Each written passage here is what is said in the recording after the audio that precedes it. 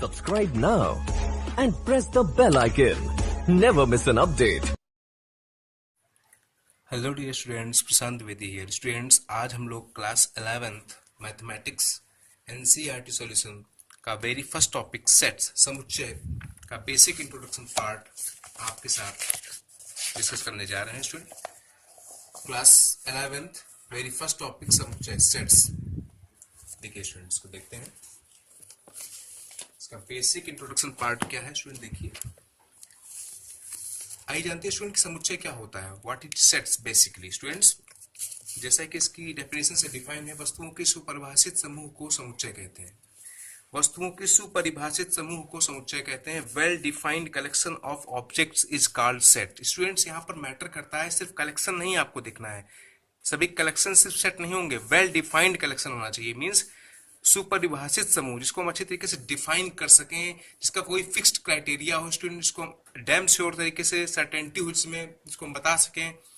Students, examples इसको देखते हैं। अंग्रेजी वर्णमाला के स्वर। स्टूडेंट्स को पता है अंग्रेजी वर्णमाला के स्वरों की अगर हम बात करते हैं स्टूडेंट्स, तो उसमें कौन से आते हैं आपके?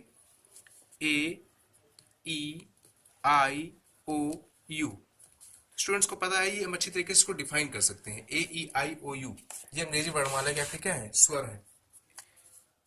इसको हमेशा कर्ली ब्रैकेट के अंदर रखेंगे। स्टूडेंट, जैसे भारत की नदियों की अगर बात करते हैं तो आप लिख सकते हैं गंगा, जमुना, सरस्वती, सतलज, जो भी नदियां हैं आप इनको अच्छी तरीके से, इनका एक फिक्स्ड क्राइटेरिया है, आप इनको काउंट कर सकते हैं, इनको गिन सकते हैं। तो ये अभी सभी सेट्स के अंदर है। जैसे डिनर सेट की बात करते हैं, पेन सेट की बात करते हैं स्टूडेंट्स, बुक्स के सेट होते हैं क्लास 7th के लिए, जो भी हिंदी, इंग्लिश, मैथमेटिक्स, साइंस जो भी बुक्स होती है उनका एक क्राइटेरिया होता है, फिक्स क्राइटेरिया होता है, उनको हम काउंट कर सकते हैं। तो स्टूडेंट यहाँ पर देखना, कलेक्शन सिर्फ नहीं, सिर्फ वेल डिफाइंड कलेक्शन जो अच्छी तरीके से परिभाषित हो। अब स्टूडेंट का बात करें अगर भारत के प्रधानमंत्रियों का समुच्चय, तो आप एक लिस्ट निकाल सकते हैं कि हाँ कितने 13-14 जो भी प्रधानमंत्री आपके रहे हुए हैं उनको आप देख सकते हैं। लेकिन अगर आप क्वेश्चन आपसे कह दें कि भारत के सभी सफल लोगों का समुच्चय, तो सफल लोगों का क्राइटेरिया आपको निश्चित नहीं है स्टूडेंट। हर एक व्यक्ति अपने अपने फील्ड में सफल हो सकता है, उसका कोई निश्चित पैरामीटर नहीं है जिसे आप बता सकें कि ये समुच्चय के अंतर्गत नहीं। जो अच्छी तरीके से वेल डिफाइंड वस्तुओं के सुपरिभाषित समूह को समुच्चय कहते हैं। Well defined collection of objects is called sets.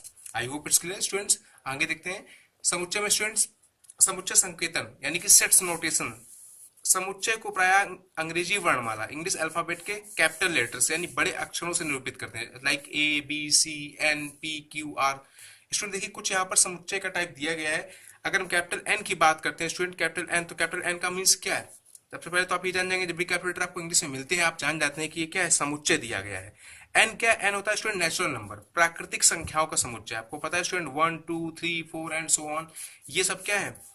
प्राकृतिक संख्याएं। इसको हम लोग कैपिटल एन से डिफाइन करते हैं। ये प्राकृतिक संख्याओं का एक समुच्चय। स्टूडेंट देखिए, ये बिल्कुल सर्टेनिटी है, फिक्स है कि इसमें से प्राकृतिक संख्याएं ही आएंगी, कहीं तक भी हो, एंड सो ऑन लगा हुआ है, कहीं तक भी हो, लेकिन सब क्या है? प्राकृतिक संख्याएं आएंगी। इसी प्रकार से डब्ल्यू की अगर बात करते हैं स्टूडेंट, डब्ल्यू क्या होता है? होल नंबर यानी पूर्ण संख्याओं का समुच्चय। जब नेचुरल नंबर में हम जीरो को कंक्लूड कर लेते हैं, सम्मिलित कर लेते हैं, तो वो सभी क्या बन जाते हैं? पूर्ण संख्या। जेड की अगर बात करते हैं स्टूडेंट, जेड क्या है? जेड है पूर्णांकों का समुच्चय, सेट्स ऑफ इंटीजर्स। इंटीजर्स में क्या होता है student? Natural number, whole number with negative and positive sign, यानी कि जीरो भी आएगा आपका, +1, +2, +3 एंड सो ऑन, इधर -1, -2, -3 एंड सो ऑन। तो ये आपका पूर्णांकों का समुच्चय कैपिटल जेड हो जाएगा। क्यू की अगर बात करते हैं स्टूडेंट, कैपिटल क्यू, तो क्यू रिप्रेजेंट करता है परमेय संख्याओं को, रेशनल नंबर्स को। रेशनल नंबर्स की डेफिनेशन क्या होती है स्टूडेंट? पी अपॉन क्यू के फॉर्म में इनको एक्सप्रेस किया जाता है, व्यक्त किया जाता है, जहां पी और क्यू दोनों इंटीजर्स होते हैं, को प्राइम इंटीजर्स होते हैं, और क्यू की वैल्यू कभी जीरो के इक्वल नहीं होनी चाहिए, लाइक 1/2, -1/2, 2, 1, √16, जिनकी फिक्स वैल्यू निकलती है स्टूडेंट। आर की बात करें स्टूडेंट, तो आर क्या होता है? Real numbers. रियल नंबर्स का सेट्स होता है, वास्तविक संख्याओं का। इसमें आपका सभी प्रकार के, इस फैमिली में सभी प्रकार के नंबर्स आते हैं, आयोटा को छोड़कर स्टूडेंट्स, ये आप आगे पढ़ेंगे। सेकंड पॉइंट्स का स्टूडेंट दिया हुआ है, समुच्चय के अवयवों को, समुच्चय के अवयवों को अंग्रेजी वर्णमाला के छोटे अक्षरों से निरूपित करते हैं। अभी आपने ध्यान दिया स्टूडेंट, समुच्चय को अंग्रेजी वर्णमाला के बड़े अक्षरों से रिप्रेजेंट करते हैं, और समुच्चय के जो एलिमेंट्स होते हैं, जो अवयव होते हैं, उनको अंग्रेजी वर्णमाला के छोटे अक्षरों से रिप्रेजेंट करते हैं, like A, B, C, X, Y, Z and so on. Third point students का ये कि समुच्चय को धनु कोष्ठक, धनु कोष्ठक मींस मझला ब्रैकेट, मझले ब्रैकेट का मतलब स्टूडेंट है करली ब्रैकेट, करली ब्रैकेट में इसको अल्प विराम मींस कॉमास के साथ लिखते हैं। एग्जांपल देखिए स्टूडेंट, ए, बी, स्मॉल लेटर में करली ब्रैकेट के अंदर और अल्प विराम यानी कॉमास के साथ में अलग करके इसको लिखा गया है। I hope it's clear students. आगे देखिए स्टूडेंट्स, यदि समुच्चय ए, ये देखिए एलिमेंट स्मॉल लेटर में और समुच्चय को हमेशा कैपिटल लेटर में, यदि समुच्चय ए बी का अवयव है तो इसको कैसे लिखेंगे स्टूडेंट, देखिए सेट के फॉर्म में, तो A belongs to B, A belongs to B, A B में बिलोंग करता है, यानी ए जो है वो बी का अवयव है, ए एलिमेंट ऑफ बी, इसको पढ़ते हैं, और इसके लिए आपका साइन जो बना हुआ है इसको बोलते हैं एप्सिलॉन, क्या बोलते हैं, एप्सिलॉन का साइन होता है स्टूडेंट, इसको बिलोंग्स टू बी बोलते हैं। आइए स्टूडेंट आगे देखते हैं, समुच्चय निरूपण की दो विधियां हैं, there are two method of sets notation representation, तालिका या रोस्टर विधि, तालिका या रोस्टर विधि, इसको रोस्टर फॉर्म बोलते हैं स्टूडेंट्स में, क्या होता है पढ़ते हैं, रोस्टर रूप में समुच्चय के सभी अवयवों को सूचीबद्ध किया जाता है, अवयवों को एक दूसरे से अर्धविराम मींस कॉमास द्वारा पृथक कर दिया जाता है और उनको एक मझले कोष्ठक मींस करली ब्रैकेट के भीतर या धनु कोष्ठक के अंदर लिखते हैं। स्टूडेंट देखिए तालिका विधि से कैसे लिखते हैं, तालिका विधि में अगर हम एग्जांपल देते हैं कि अंग्रेजी वर्णमाला के सभी स्वरों का समुच्चय, तो इसको स्टूडेंट कैपिटल लेटर में किसी से भी आप रिप्रेजेंट कर सकते हैं, A B C D and so on, इसको करली ब्रैकेट के अंदर अंग्रेजी वर्णमाला के सभी स्वर student A E I O you ये सभी स्वर होते हैं स्टूडेंट, देखिए तो रोस्टर सूचीबद्ध करते हैं और इसको अल्प विराम के साथ लिखते हैं। ये जो फॉर्मेट है लिखने का स्टूडेंट ये क्या है, ये आपका है तालिका या रोस्टर विधि, रोस्टर मेथड इसको जानते हैं। सेकंड स्टूडेंट्स आपका है जो इसमें वो है स्टूडेंट सेट बिल्डर फॉर्म, यानी कि समुच्चय निर्माण विधि। इसमें देखिए स्टूडेंट क्या होता है, इस विधि में यदि कोई समुच्चय ऐसा हो कि उसके सभी अवयवों में कोई विशेष गुणधर्म हो, कोई स्पेशल प्रॉपर्टी डिफाइन हो स्टूडेंट, तो मझले कोष्ठक में उस गुणधर्म का वर्णन करके समुच्चय को प्रकट किया जाता है। ये आपका सेट बिल्डर फॉर्म है समुच्चय निर्माण विधि, ये थोड़ा सा स्पेशल स्टूडेंट ध्यान दीजिए। अब आपको रोस्टर फॉर्म में दिया गया समुच्चय, देखिए रोस्टर फॉर्म बताया था आपको, इस फॉर्म में आपको समुच्चय दिया गया, उसमें आपको ये पहचानना है इसमें क्या विशेष है।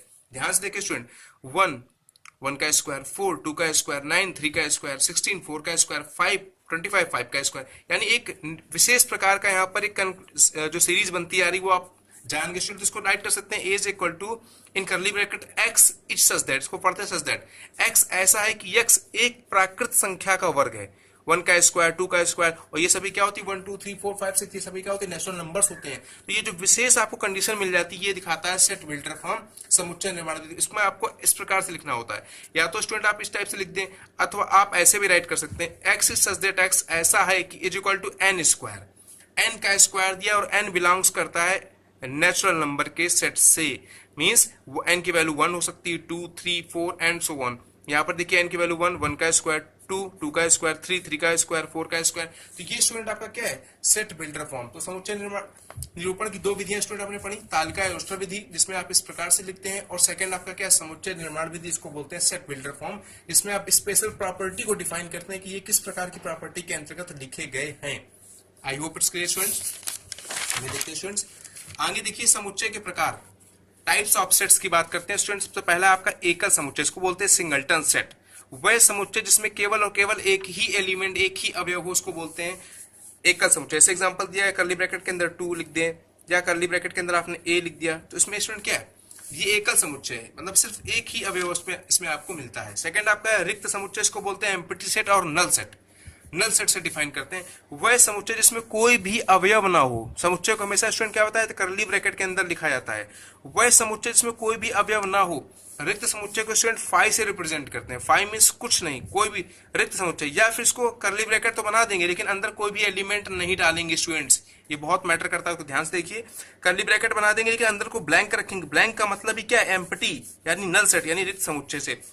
एग्जाम्पल स्टूडेंट देखते हैं, P is equal to set builder form में दिया x is such that x square equal to 36, x ऐसा है कि x का जो स्क्वायर करेंगे 36 आएगा, और x एक विषम संख्या है। स्टूडेंट को पता है कि 36 एक इवन नंबर का स्क्वायर होता है, 2 का स्क्वायर करेंगे 4, 3 का स्क्वायर 9, 5 का स्क्वायर 25, 6 का स्क्वायर 30, और 6 स्टूडेंट क्या है 6 आपका इवन नंबर है, ऑड नंबर नहीं है। तो यानी यहाँ पर आपको क्या मिलेगा, ये एक रिक्त समुच्चय, यहाँ पर कोई भी ऐसा नंबर नहीं मिलेगा इसका स्क्वायर 36 हो, वो नंबर विषम हो यानी ऑड हो। I hope it's clear. Third दिया स्टूडेंट परमित समुच्चय, फाइनाइट सेट, ऐसा समुच्चय जिसमें अवयवों की संख्या निश्चित होती है, जिनका फिक्स्ड क्राइटेरिया होता है, इनको आप काउंट भी कर सकते हैं, जिनका एक निश्चित रिस्पेक्टिवली ऑर्डर दिया होता है, उनको बोलते हैं स्टूडेंट फाइनाइट सेट।